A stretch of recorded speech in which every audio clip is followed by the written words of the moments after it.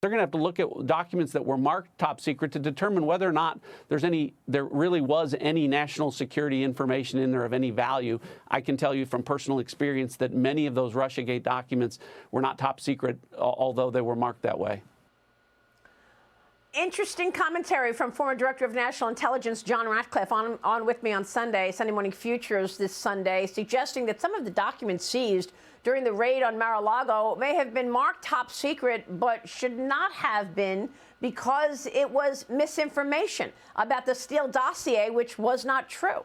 It comes as former President Trump's attorneys and Department of Justice officials will be in a New York City courthouse today for their first conference with the special master, Judge Raymond Dearie. Joining me right now to look ahead and look back at Hunter Biden's situation is Wisconsin Senator Ron Johnson. He's a member of the Homeland Security and Governmental Affairs Committee. He's the ranking member of the Permanent Subcommittee on Investigations. Senator, it's good to see you. Thanks very much for being here. Your reaction to what JohnRadcliffe said on Sunday. He's basically saying, look, I've seen all of the documents that we're talking about, certainly regarding the Russia collusion lie, and many of them were about, for example, what Igor Danchenko said, or about what the Steele dossier or the so-called Crown reporting was saying, which, of course, was totally debunked, as Igor Danchenko, the subsource of the dossier, told the FBI in January of 2017 that they made it up. It was embellished. Should these things have been top secret, or is this the FBI trying to cover itself and cover up what was obviously a lie? Well, good morning, Maria. Of course, former DNI Radcliffe has an advantage over me. He's seen the documents. I subpoenaed them. I never got them. I know President Trump declassified a bunch of documents really so that we could take a look at those at the end of his administration. Again, we never got those. I've always been somewhat suspicious that, that those some of the documents that might be in Mar-a-Lago. But I mean, I'll definitely say that I think we have a big problem in terms of overclassification of all kinds of documents. There's so many things that under FOIA requests, materials redacted. Congress is not subject to those redactions. We asked for the same FOIA documents, and it's like pulling teeth trying to get those redactions removed. So we've got a real problem with congressional oversight. We have a real problem with the public getting the information it deserves. The public deserves the truth here. But these agencies know what they're trying to hide. We don't. So it's a cat and mouse game, but they really hold all the cards. Yeah, so then they'll say something's top secret when it actually should not be top secret if it's just misinformation. Senator, it's the reason that you and 32 of your colleagues have written a letter to Attorney General Merrick Garland. You are calling for the Hunter Biden prosecutor to be given special counsel authority, as the House Oversight Committee will vote today on a resolution that would force Biden to hand over any documents related to the family's foreign business deals. Tell me what's going on and whether or not the Republicans can really do anything here, still being in the minority. Well, we can certainly highlight the problem. That's kind of what we're doing with all these letters. But again, the agencies hold all the cards. They hold all the information. We don't even know what some of the things they're hiding. We can certainly suspect it.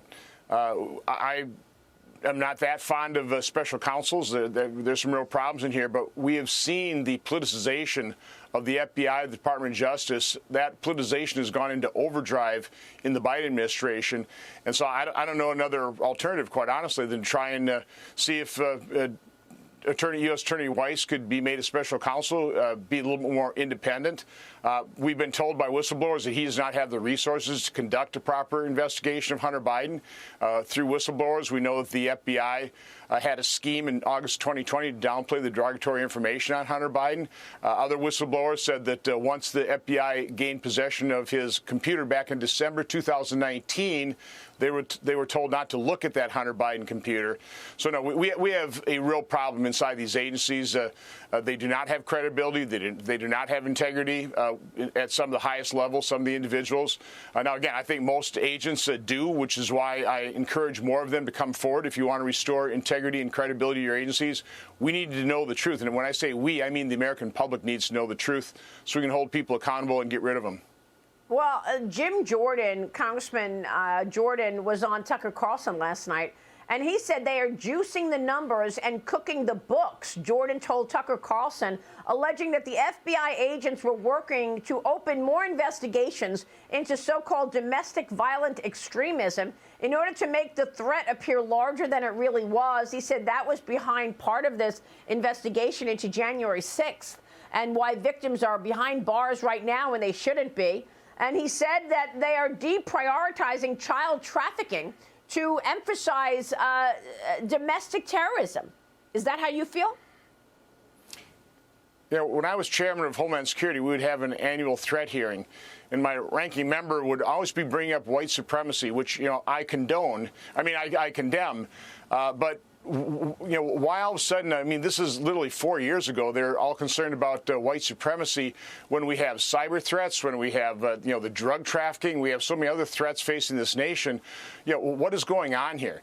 So, you know, we've written to Merrick Garland, you know, what are you doing in terms of investigating the more than 570 riots that occurred during the summer of 2020? You know, what kind of resources are you putting behind bringing some of those people to justice that injured 2,000 law enforcement officers, $1 to $2 billion worth of damage, a couple dozen people killed, yeah. You know, 3 nights of rioting in Kenosha. What are you doing to investigate that versus all the resources in prosecutions you're concentrating on one day, which we also condemned? Yeah, well, there are 2.1 million migrants that were apprehended at the southern border in the last 11 months. The border is wide open. The so-called border czar, Kamala Harris, keeps saying the border is closed. What has this meant for Homeland Security? You're on the Homeland Security Committee. What can you tell us in terms of the threats? Well, first of all, we saw 107,000 drug overdoses last year alone. We're probably going to eclipse that this year. Because you know, we're overwhelming Customs and Border Patrol, more than 7,000 people per day over the last 4 or 5 months, over 6,000 people per day since Biden took office. So you've opened up these lanes for deadly drugs, fentanyl, methamphetamines. You know, local sheriffs in Wisconsin don't even have to shut down meth houses anymore because there's no reason to be producing methamphetamine here in the U.S. We just bring it in through Mexico. So this is a huge national security threat. We've caught people on the terror watch list, but we've had probably close to 1 million known and unknown gotaways that have been, you know, coming to this country since the Biden administration opened up. We don't know who those people are. So, no, this is a huge national security threat, a Homeland Security threat, and they're just ignoring it. They don't even call it a problem. It's just a challenge. Yeah. Senator, thanks very much for your leadership on this issue. We'll keep watching. Good to see you this morning. Senator Ron Johnson joining us this morning. Have a good day.